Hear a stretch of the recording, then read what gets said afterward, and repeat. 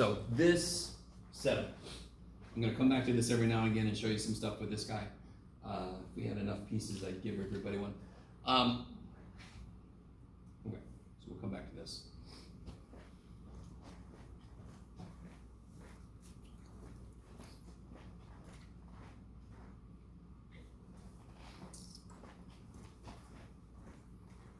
Yeah, so let me ask you this. What is the most basic way to write 3/8 as a decimal? What's the most kind of direct way to write 3/8 as a decimal?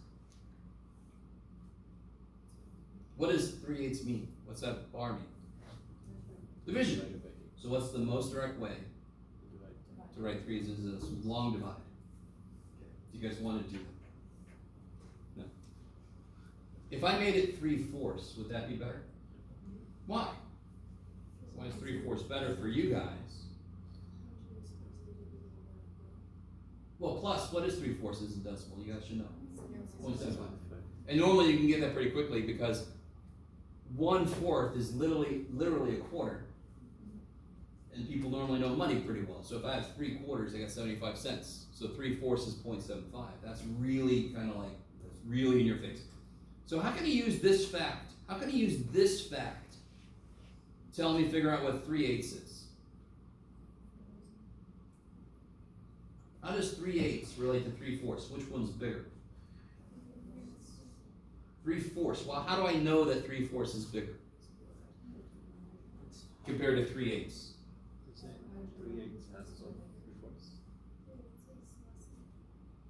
So I'm sorry, from my perspective, this was happening. I'm getting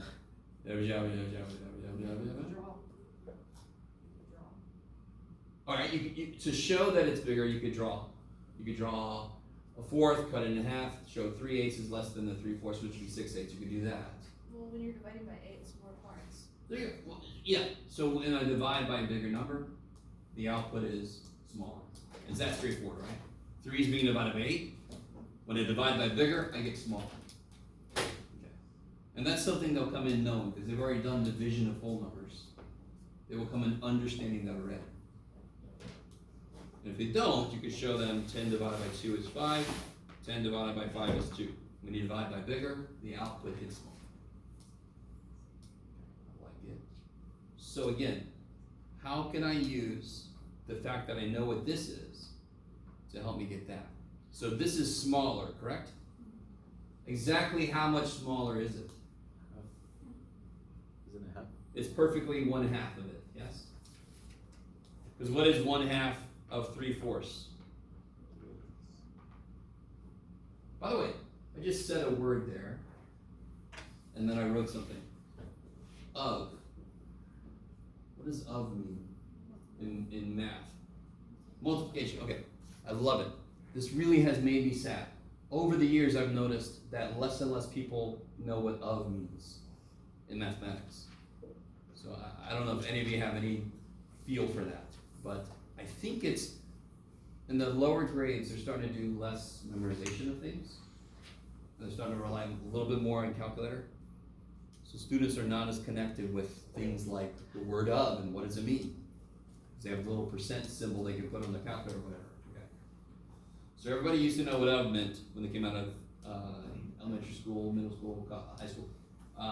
So 1/2 of 3/4. So and since we know that 3/4 is 0.75, I can just take 1/2 of that. Now I say that like it's nothing, but what is 1/2 of 0.75? What's 1/2 of 0.7? What's 1/2 of 70? 35. Well, what's 1/2 of 5? 37. Yeah, so it's 0.375. 1/2 of 70 is 35. 1/2 of 5 is 2.5. So that makes 37.5, so 0.375. Maybe. Okay.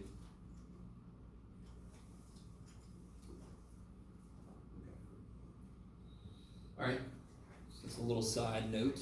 Let me build up on this. So here's what's interesting. This is related to what I already told you guys. Did 3/8 become a terminating decimal?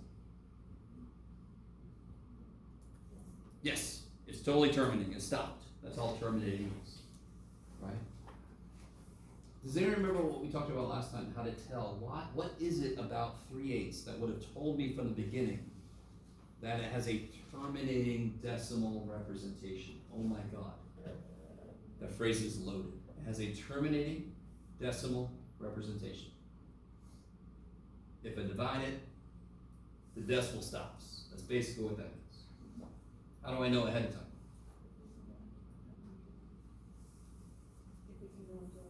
Not just 100, any multiple of 10. So if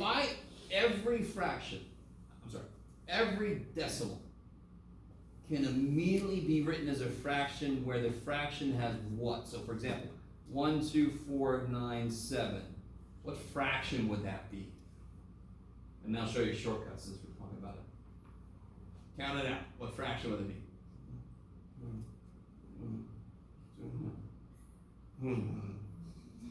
What would it be? What's 0.1? What place is that in? Tens. Keep going. Hundreds. Thousands. 10,000th. 100,000th. Okay. So 12497 over 100,000. Now, here's what's really cool. How many decimal places are there in this number? How many zeros are there in the answer? Holy shit, shortcut city, right? Sorry. That was really dumb. I don't care. I appreciate it. Real talk, kids. So we got a little bit of a shortcut now.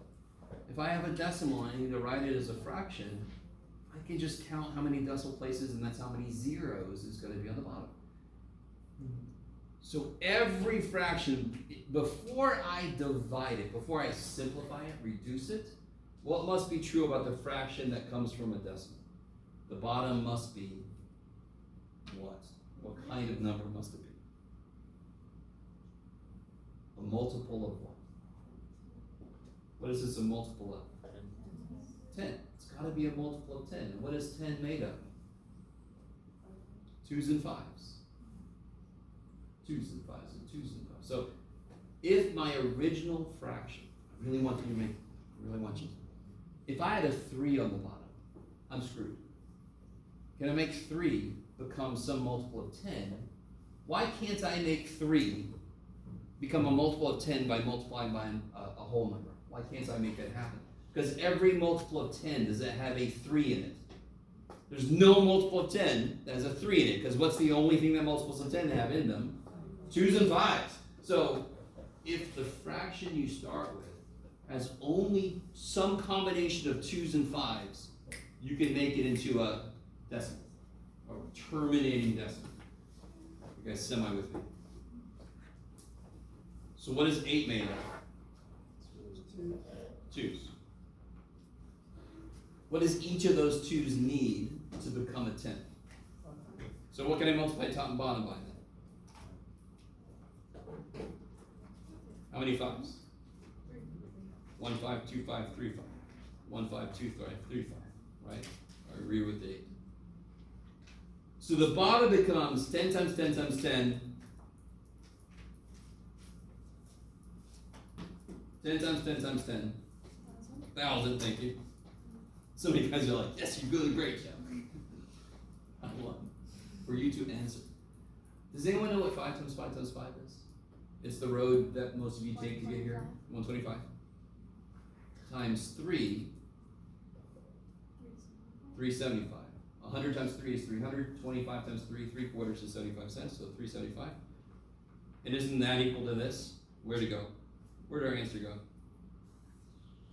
Over here. Yes? Isn't that 375 over 1,000? 375 over 1,000? If the fraction you're given has only factors of 2 and 5 on the bottom, it can be written as a terminating decimal. If it has anything else in the bottom, it's screwed. As a decimal, it's just going to go forever.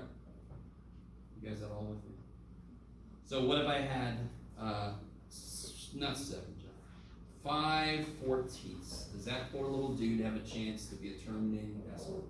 No. Why not? It's got a 7 in it. Damn it. Can't save it. Can't save it. Sorry, dude. Can somebody do 5 divided by 14 for me? Now you can use a calculator. Because we're done with the quiz. Do it again. 3571286. Okay. Now, when you use a calculator, of course, the calculator has to give up because it runs out of space. And you don't want a calculator that's long enough. So, but that pretty much is going to go forever. You guys semi with me? Now, to be really honest, first time I taught this class, I never really thought about the fact that it had to have 2s and 5s on the bottom. That was kind of like, I never kind of thought about it that way. I'd never been shown that. I'm like, okay, that makes total sense. That's pretty cool. Get over there. Is this where I want to do that? Okay, so let me formalize this. For given a fraction, a over b, in lowest terms, if b has only 2s and 5s in its prime factorization,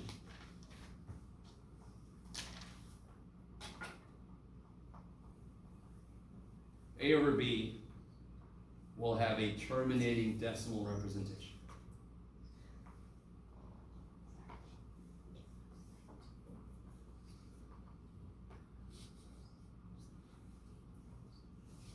Okay.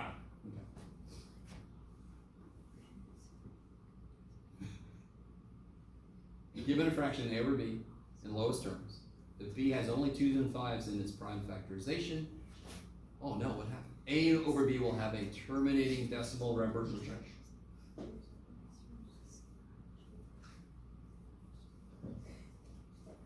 Okay, it's basically the same thing I just said, just more formal. So it gets interesting is you all know what 1/3 is. 0.3 forever, correct? Would anyone like to know, yeah, I'm gonna do this right now. What about some like 1/9? Does anyone know what that is? No, okay. So let me do this the other way around, actually. Now I'm thinking about it. Doing things in a little out of order, but that's okay. Is this better? Yeah, a little bit. Let's do this. What about 0.111 forever? 1/9. Avery's with it. So what I want to do now is I want to prove that this is 1/9. So I told you earlier that every decimal that has a repeating pattern can be written as a fraction. Can every decimal be written as a fraction, period? Can I write every decimal as a fraction? And let's go back. What is a fraction? Officially, what's a fraction? Is 1.7 over 3 a fraction? Nope, why not? Because a fraction officially is a ratio of whole numbers, kick-ass, where the bottom is not, what can it not divide by? 0. Bottom can't be 0. I like it. Can I be given any decimal and write it as a fraction? No. Here's a good one. Pi. What kind of number is pi? Does anyone know anything about pi? It's infinite. Infinite. Give me a few numbers from pi. Close. 3.151496. Blah blah blah. That's as far as I know. You just said it wrong. 3.141596. Blah blah blah. You said 1/5 first. Okay. But it's okay. 3.141596. Blah blah blah. So on March 14th, 2015, 3.1415, I was at a conference and we had little pies and had a little celebration. Thankfully, it didn't become this little ritual thing. I would walk in, put the robes on. But it was a little. Okay. So that's an immediate example you guys all know about. That is a decimal that I cannot write as a fraction. So any decimal that has no pattern and doesn't stop cannot, and no repeating pattern, by the way. So, do you guys say, would you say that this has a pattern?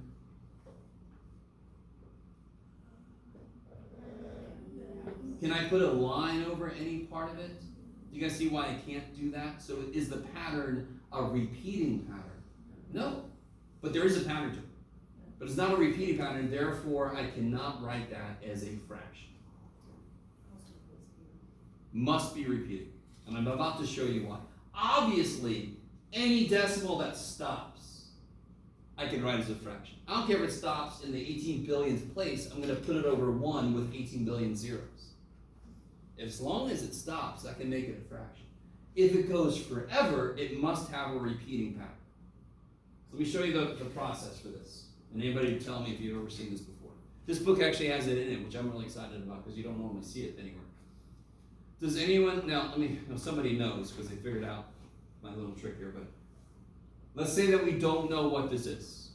And in algebra, what do we do when I don't know what the value of something is? I call it what? X. Yes. Call it X, right?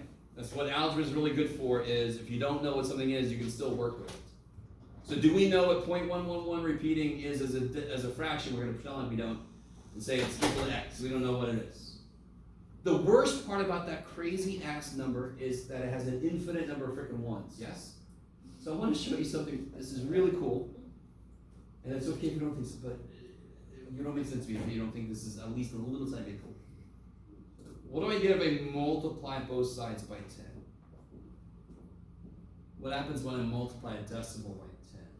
Do you move up like this? Yeah, the decimal moves over 1. So this would become 1.111 forever, yes? Is everybody with me? You're like, good job, Jeff. You really did great. What if I subtract the two sides? What's 10x's minus an x? And if I subtract these, what happens to all these ones here? They cancel. 1 minus 0 is divided by 9. I get 1. Have you guys ever seen that? Does it make sense? It's not something, I'm not saying would you ever think to do that yourself, because that's trippy. But I need you to understand how if I just move the decimal over once, I can subtract and make the infinite part cancel. So if somebody says, what did you do today? You can say, well, I canceled an infinite number once. What about you? So let me show you something kind of cool. What would 2 ninths be then? 1 ninth is 0.111. What's 2 ninths? You can do it. Gut reaction. 2, 2, 2. Of course it is. 2 times 1 ninth is 2 times 0.1 forever, so it's 0.2 forever. So what's 3 ninths? Well, what is 0.3333? What is 3 ninths reduced to? 1/3. Okay, good. Just want to show you we get back to what you kind of already knew. So very quickly, just to show you one more example where the pattern is a little more complicated. What if I had, did I put this down earlier? 0.4545 repeated. I think it was 2727. It doesn't matter. Let's do this. So I got 4545 repeated. We're going to do the same trick. So I'm going to call this freaking X. What happens this time though if I only multiply by 10? Does it make the thing happen that I want it? If I multiply by 10, this would just become 4.545. Would that cancel the way I want it to? No, so what do I have to multiply by? I've got to multiply by 100. What's 100 times x? 45.45 forever. So when I subtract the two things, I'll get how many x's if I subtract? 100x minus x. 99x. And what happens here? The infinite 45s cancel. It's a good band. And then 45 minus 0, 45. So you get x equals 45 over 99. Does that reduce? Because 4 plus 5 is 9. 9 goes into both. So I reduce it to be 5, 11.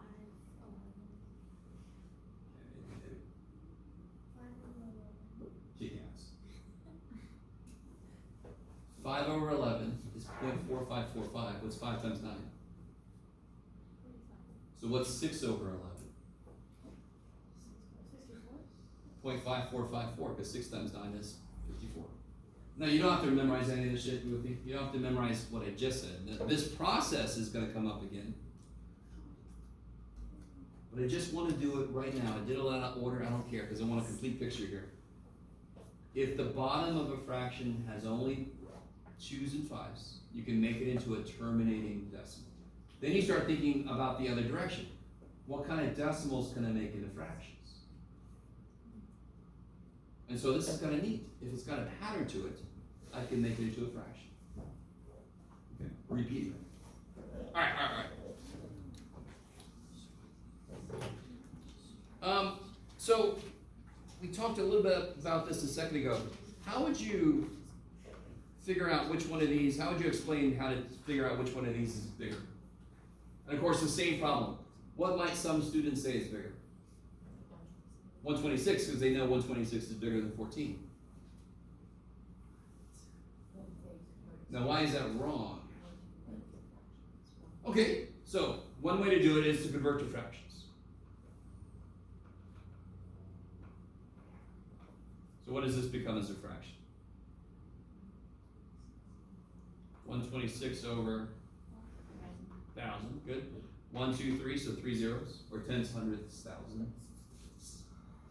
What's 0.14? Now you can't compare those two fractions because they don't have the same.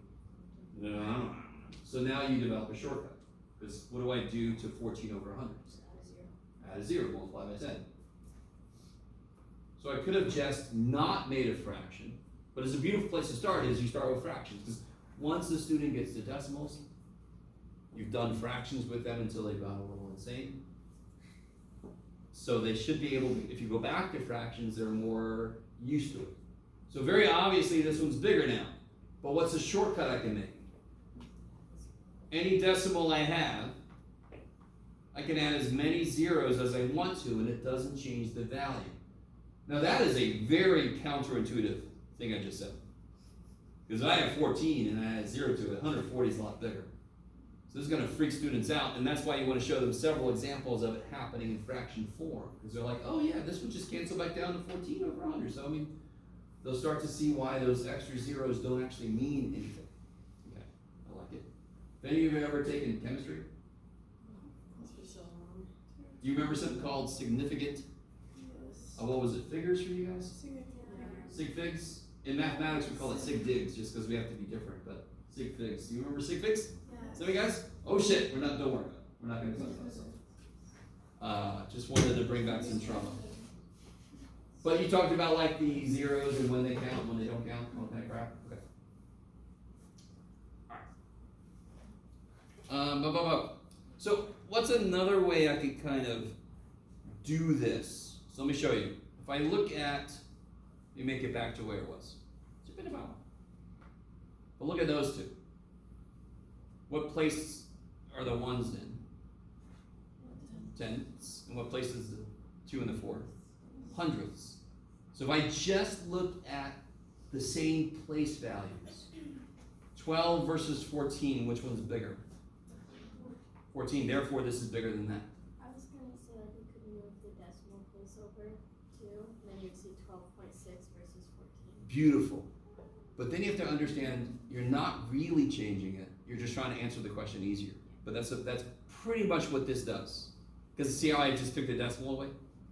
So that's 12 hundredths with a little extra, and that's 14 hundredths. So obviously the 14 is bigger, even with the extra. That doesn't help. It's a whole kind of different way to do it, to analyze it. Okay, I like it. So, let's see if this looks familiar to any of you guys. If I ask you to do this,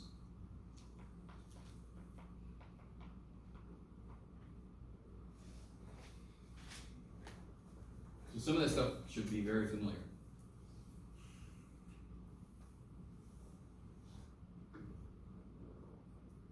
How would you do this? What method would you use? Yeah, you can use associativity, commutativity, but the main thing is you're looking for what kind of numbers? Compatible numbers. So these two get along pretty well. So what do they make? 5. So they get 5 plus 5.8. It's easy. Yeah. Okay. So you got all the same stuff from before. You got compatible numbers. Let me show you another one. Blah, blah, blah, blah, blah, blah, blah. Where'd you go? There you go. What about if I had to do this?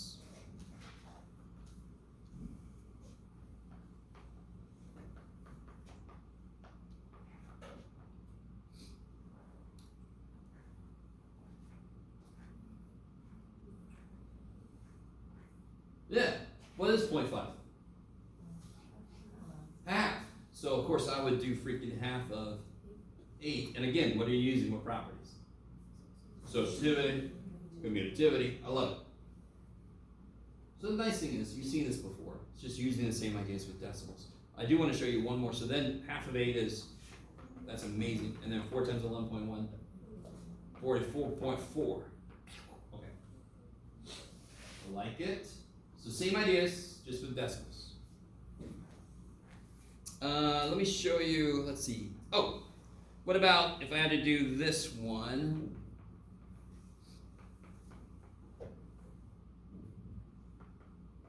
You leave it open. What do you guys, you had to do this in your head.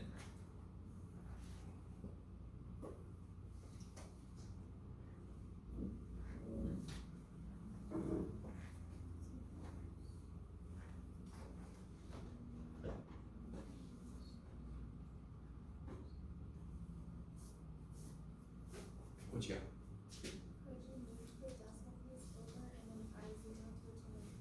Now, be careful.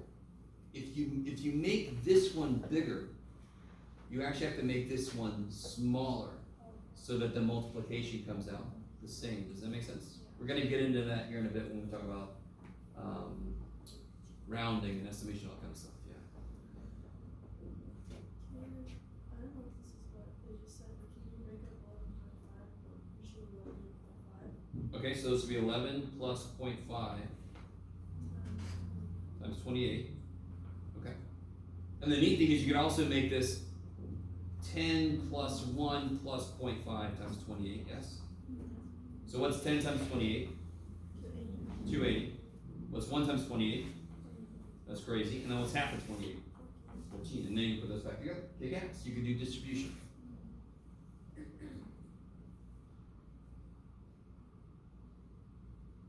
So all we did was rewrote 11.5 as 10 plus 1 plus 0.5. You have to multiply all that by 28, so the 28 just distributes. We've done that before. I like that better than the way I was thinking. Here's the way I was thinking. You can use compensation. So I can take a factor of 2 from the 28. Does anyone know what 2 times 11.5 is? What's 2 times 11? 2 times 0.5. So we get 23 times 14. But then I still have to do 23 times 14. Which you could do 23 times 10 plus 4, so it kind of breaks down into the same thing we were just doing. That'll work also. It's really good if you have just like 1.5 times something. That would have been better. Because that would just become 3 if you steal a factor of 2. Okay. So all the same stuff we've done before. Here's the one last one I want to show you. What about 1 minus, and this would be in your head. In your head. Let's see. 4, 3, 1, 2.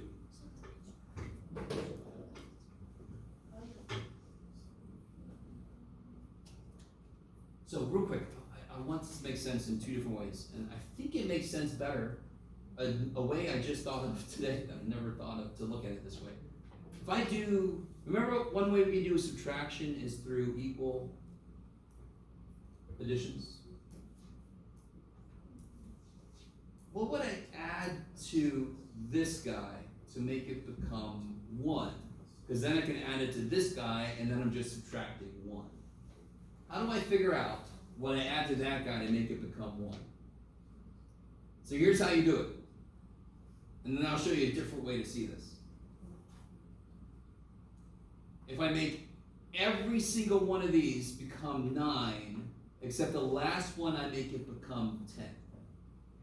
Won't that one carry make the next 9 and 10? That carries, that carries, that carries. So how do I make 8 become 9? I add 1. How do I make 1 become 9? Keep going. 2, 3, 5, 6, Make the last one become 10.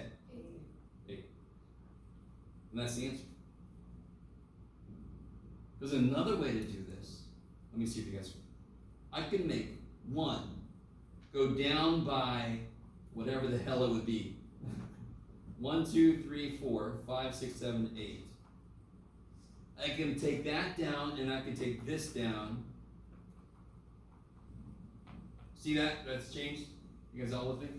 I took them both down by the exact same amount. And that's why I make each one of these become 9, because that I'm literally seeing how different it is from 9. And the reason I make the last one 10 is because instead of taking it down by 1, I just make it have to become 10 instead of becoming 9. Okay, maybe. So I always show this, especially to my statistics class, because they have to do a lot of probability stuff. We have to subtract decimals a lot. So if I have to do, for example, just to really make sure you guys get this, 1 minus 0.874. You just think, what makes this 9? What makes this 9? What makes this 10? And you're done. Okay, I like it.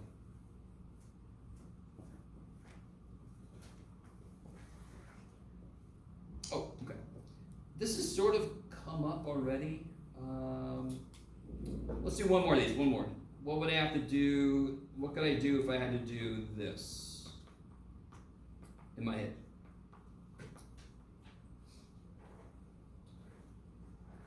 Which one of those is kind of like, well, they're both kind of close, but which one's really close to being a nice number? 11.96. 15.88 is also like 12 away, and 11.96 is only 4 away, correct? So what idea could I use? Yes. It's also known as, I like it, Spiegel. What we call it, compensation. We can call it sneaky. So if I take 0.404 from this guy, I can give this guy that 04. So that would become 12 plus 15.84, and then it's easy. Bless you. So that's 27.84. Okay. Same idea as before, just with decimals.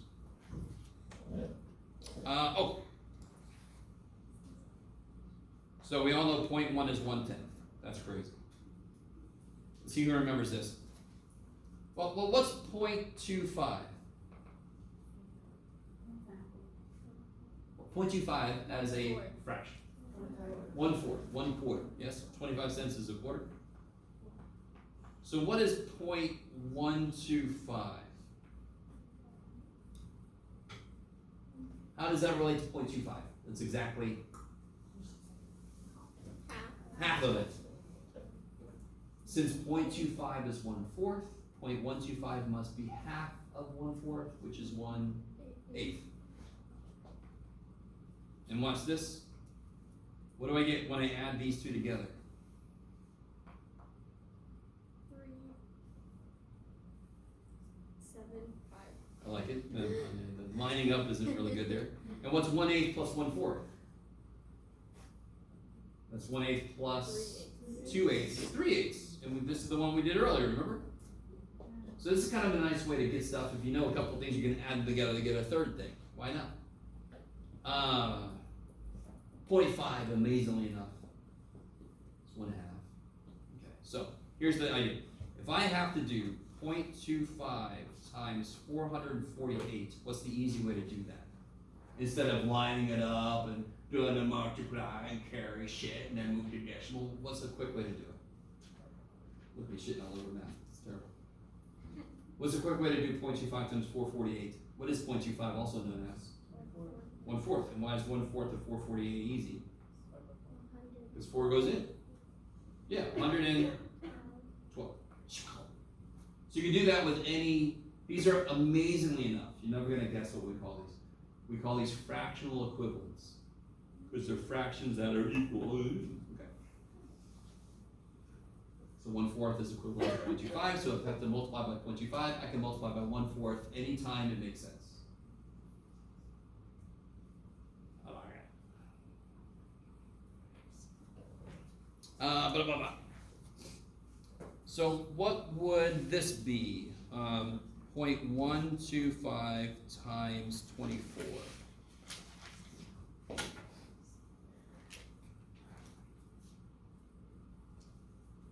What fractional equivalent do we use?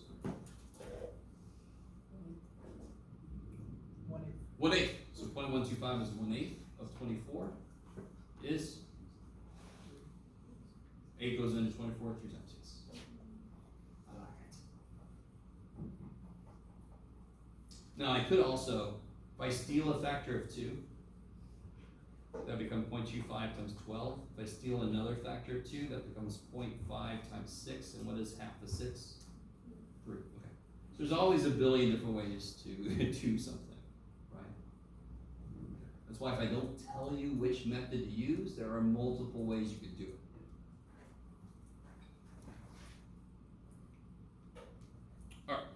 And we already touched on this a little bit, but let me see if you guys are cool with this.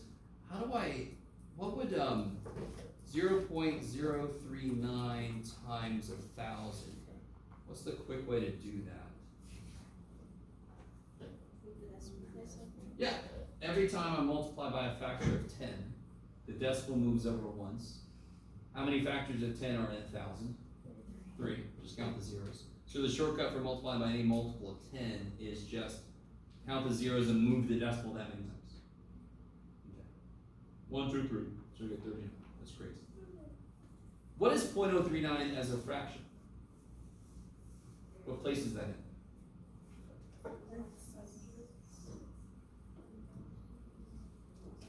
Tenths?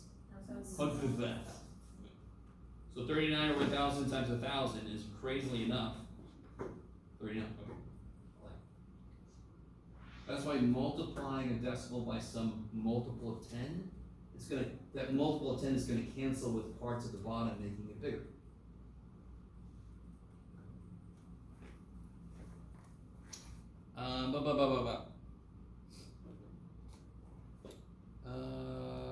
No. Okay. So what about rounding? Okay, here we go. 68 point. What do you got there? It doesn't matter. 14926. I want to round this to the nearest tenth.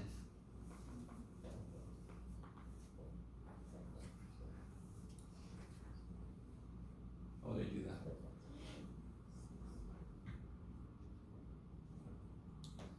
When you find the 10th place, you look at the one behind it. Yeah. So it doesn't matter if it's a decimal, if it's a whole number, it's basically always the same. You find the place you're trying to round to. Yeah. Look at the number, 2 over 4. yeah, next to it, here. That's a 4, so do I take it up to 68.2 or do I leave it at 68.1? 68.1. 5 would go up, yeah. So 5, 6, 7, 8, 9 goes up. 0, 1, 2, 3, 4 stays down. So it's like equally split. Like it. We all know this shit. But it gets a little bit tricky with places and decimals and so forth. What if I wanted it to the nearest hundredths? 68 point. So now I want the hundredths place.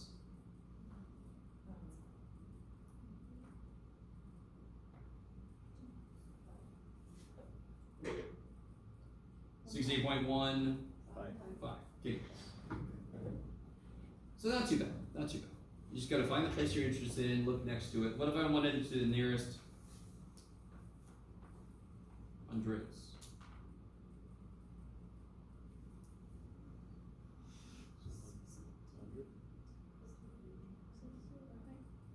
Where's the hundredths place? What's next to it? So do I leave it at 0 or do I take it up to 100?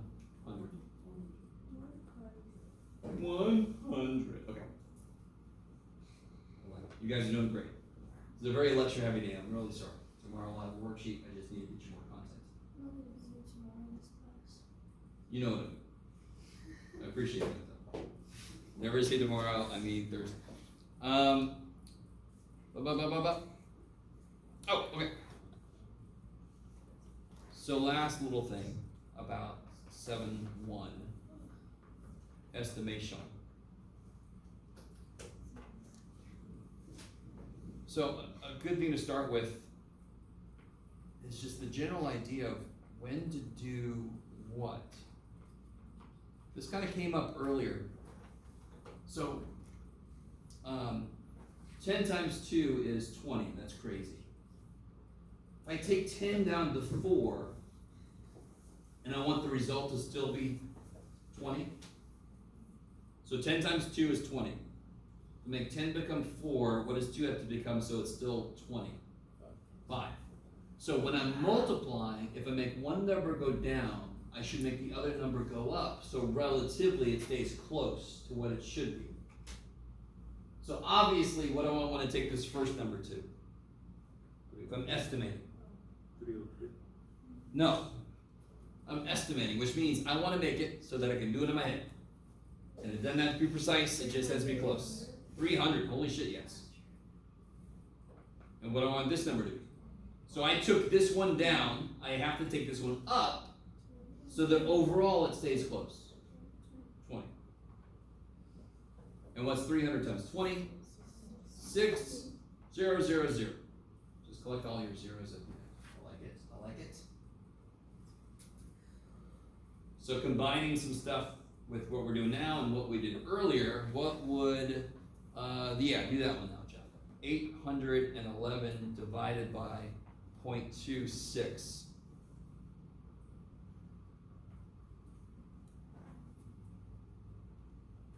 What the shit, Jeff?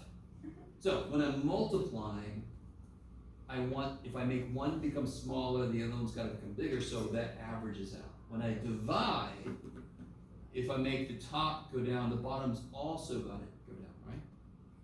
What's 20 divided by 4? 5. 10 divided by 2 is 5. So if the top goes down, the bottoms also go down, and make sure the answer is the same or close if I'm estimating. So I want to make this become 800. And I want to make this, I made 811 go down. I'm dividing, so I have to make 0.26 go down also. What's the next best decimal? Next to 0.26? 0.25, because what is 0.25? And how do you do 800 divided by 1/4? How do you divide fractions? Multiply by the, and what's 800 times 4? 3,200. Now, can somebody check? What's 811 divided by 0.26? Anybody with a calculator? Or a calculation machine of some kind? 3,119.230. Yeah, not too bad. And we got 3,200. It's pretty good for humans, right? Go Team Human. Okay. Blah, blah, blah, blah, blah. Okay, let me do this. I thoroughly bored you guys, so let's watch some little people do some stuff.